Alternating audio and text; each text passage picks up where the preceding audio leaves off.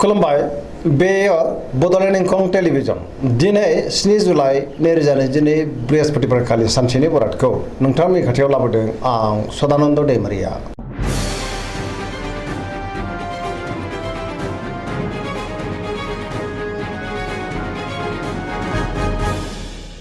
सिगां फरायनो लादों मेष राशि गिबि हांखो अ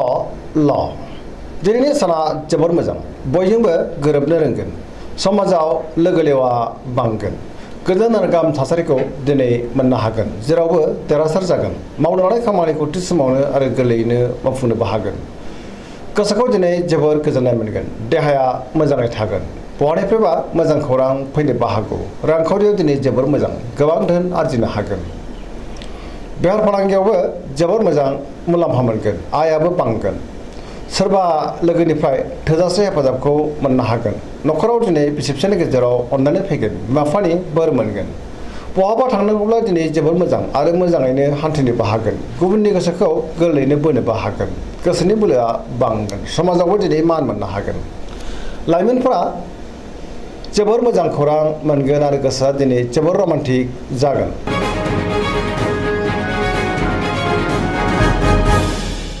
वृष राशि गिबि हांखो इ उ ब।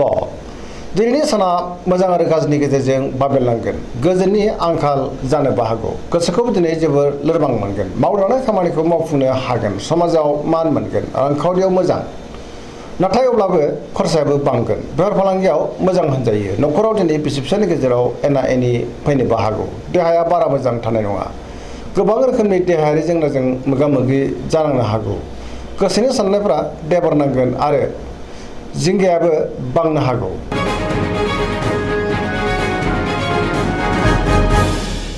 मिथुन राशि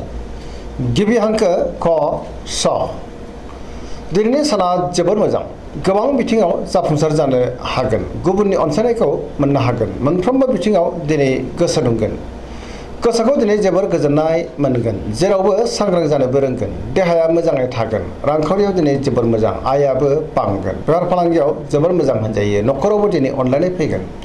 समाजाव गोबां मान मोननो हागोन, गोसोनि बोलोआ बांगोन, मावनो लानाय खामानिखौ थि समावनो आरो गोरलैयैनो मावफुंनोबो हागोन, सोरबा लोगोनिफ्राय हेफाजाबखौ मोननो हागोन, गुबुनजों मोजां सोमोन्दो लाखिनोबो रोंगोन, लाइमोनफोरनि गोसोआ दिनै जोबोर रमान्टिक जागोन आरो गावबा गावनि गोसोनि साननायखौ फोरमायलायनोबो हागोन, पजिटिभ एनार्जिनि गोहोमबो गोग्लैगोन।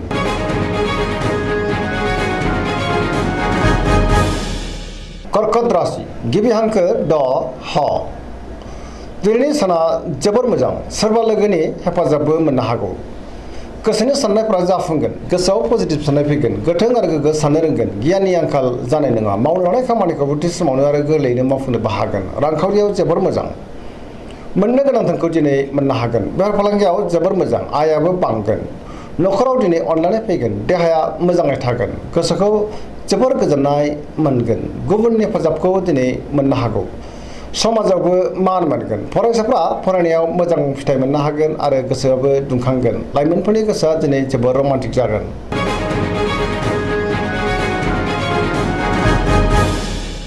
सिंह राशि गिबि हांखो म ट। दिनैनि साना जोबोर मोजां, गोजोनै थानो हागोन, जेनिबो जिंगा थानाय नङा, खुसिनि दैमु बोहैगोन, गुबुननि थाखाय मोजां खामानि मावनानै होनोबो हागोन, गोसोआव गोथों आरो गोग्गो साननो रोंगोन, गियाननि आंखाल जानाय नङा, मावनो लानाय खामानिखौ थि समावनो आरो गोरलैयैनो मावफुंनोबो हागोन, सोरबा लोगोनिफ्राय मोजां खौरां मोननो हागौ, बहाबा दावबायहैनो बा हान्थिनो खाबुबो मोननो हागौ, रांखावरियाव जोबोर मोजां, नाथाय अब्लाबो खरसायाबो बांगोन, मोननो गोनां धोनखौबो दिनै मोननो हागोन, बेफार फालांगियावबो जोबोर मोजां मुलाम्फा मोनगोन, गोसोनि साननायखौ दिनै गुबुननो फोरमायनोबो हागोन, न'खरावबो अननानै फैगोन, समाजाव मान मोनगोन, गुबुननि गोसोखौ दिनै बोनो हागोन, देहाया मोजाङै थागोन, पजिटिभ एनार्जिनि गोहोमबो गोग्लैगोन।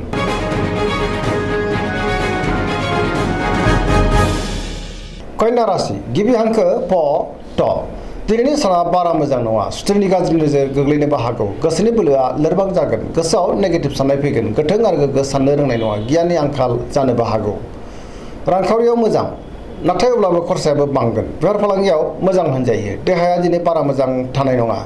जानाय लोंनायाव सांग्रां जानांगोन, गोबां रोखोमनि देहायारि जेंनाजों मोगा मोगि जानांनोबो हागौ,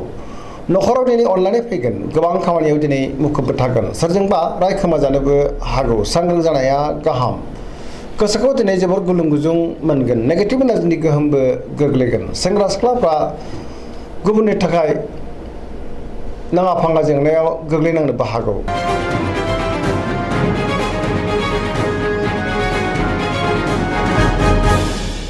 तुला राशि गिबि हांखो र ट दिनैनि साना मोजां आरो गाज्रिनि गेजेरजों बाबेनलांगोन गोसोआव जिंगा फैनोबो हागौ गोसोनि साननायफ्रा देबारनांगोन गोसोनि साननायखौ दिनै गुबुननो फोरमायनो हानाय नङा मावनो हानाय खामानिखौ मावफुंनो हागोन नाथाय अब्लाबो गोसोआ जोबोर गिलुं गिलुं आरो उसुखुथु जागोन देहाया बारा मोजां थानाय नङा जानाय लोंनायाव सांग्रां जानांगोन रांखावरियाव बारा मोजां नङा मोननो गोनांखौ दिनै मोननो गोब्राब जागोन न'खराव बिसि फिसायनि गेजेराव एना एनि फैनोबो हागौ समाजाव मान मोनगोन बेफार फालांगियाव बारा मोजां नङा गुबुननि गोसोखौ बोनो गोब्राब जागोन माबा नङा माबा मोनसे हेंथा फैनोबो हागौ लोगोफोरनि हेफाजाबखौ मोननो हागोन गोदान थांखि लानो रोंनाय नङा सेंग्रा सिख्लाफोरनि गोसोआ दिनै जोबोर आला खाला जागोन नेगेटिभ एनार्जिनि गोहोमबो गोग्लैनो हागौ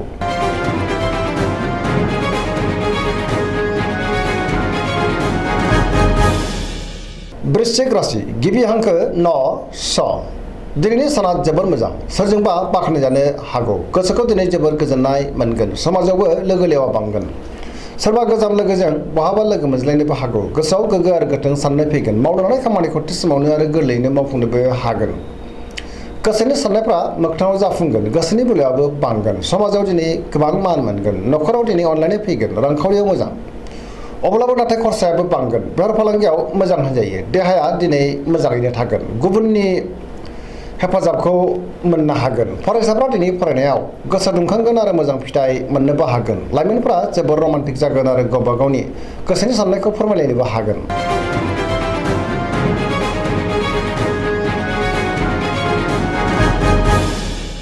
धनु राशि गिबि हांखो ध फ भ दिनैनि साना जोबोर मोजां गोबां रोखोमनि मोजां खौरां फैनोबो हागौ गोसोआव गोग्गो आरो गोथों साननाय फैगोन मावनो हानाय खामानिखौ थि समावनो आरो गोरलैयैनो मावफुंनोबो हागोन रांखावरियाव जोबोर मोजां अब्लाबो नाथाय खरसायाबो बांगोन मोननो गोनां धोनखौ मोननोबो हागोन बेफार फालांगियावबो दिनै जोबोर मोजां मुलाम्फा मोननो हागोन समाजावबो लोगो लेवा बांगोन आरो मान मोननो हागोन देहाया मोजाङै थागोन न'खराव अनलायनाय फैगोन बिदा फंबायनिफ्राय थोजासे हेफाजाबखौ मोननो हागोन बहानिफ्रायबा मोजां खौरां फैनोबो हागौ लाइमोनफोरनि गोसोआ दिनै जोबोर रमान्टिक जागोन आरो गावबा गावनि गोसोनि साननायखौ फोरमायलायनोबो हागोन पजिटिभ एनार्जिनि गोहोमबो गोग्लैगोन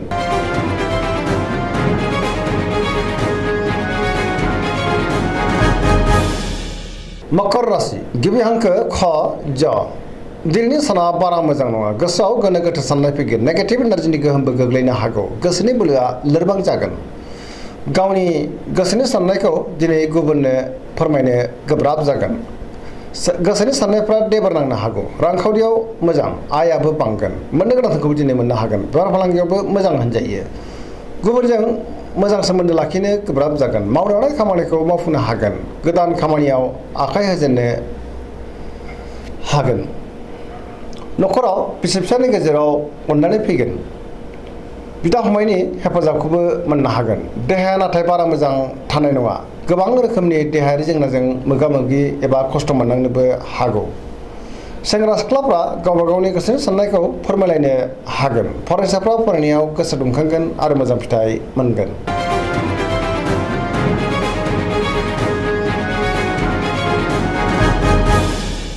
कुम्भ राशि गिबि हांखो ग स दिनैनि साना मोजां आरो गाज्रिनि गेजेरजों बाबेनलांगोन गोसोआव बेले बेजे साननाय फैगोन गोथों आरो गोग्गो साननो रोंनाय नङा गोसोखौ दिनै जोबोर आला खाला मोनगोन मावनो हानाय खामानिखौ थि समावनो आरो गोरलैयैनो मावफुंनो गोब्राब जागोन बहानिफ्रायबा गाज्रि खौरां फैनोबो हागौ गुबुननि थाखाय नाङा फाङा जेंनायाव गोग्लैनांनोबो हागौ सांग्रां जानाया गाहाम समाजाव मान मोननो हागोन गोबां मुंदांखा सुबुंजों दिनै लोगो मोनज्लायगोन रांखावरियाव बारा मोजां नङा नाङा फाङा खरसाया बांगोन बेफार फालांगियाव खहा जानांनोबो हागौ देहाया दिनै मोजाङै थागोन न'खरावबो अननानै फैगोन गुबुननि हेफाजाबखौ मोननो गोब्राब जागोन नाथाय अब्लाबो बिमा बिफानि अननाय आरो बोरखौ मोननो हागोन बहाबा दावबायहैनो बा हान्थिनो खाबुबो मोननो हागौ अब्लाबो नाथाय नेगेटिभ एनार्जिनि गोहोमबो गोग्लैनो हागौ सांग्रां जानांगोन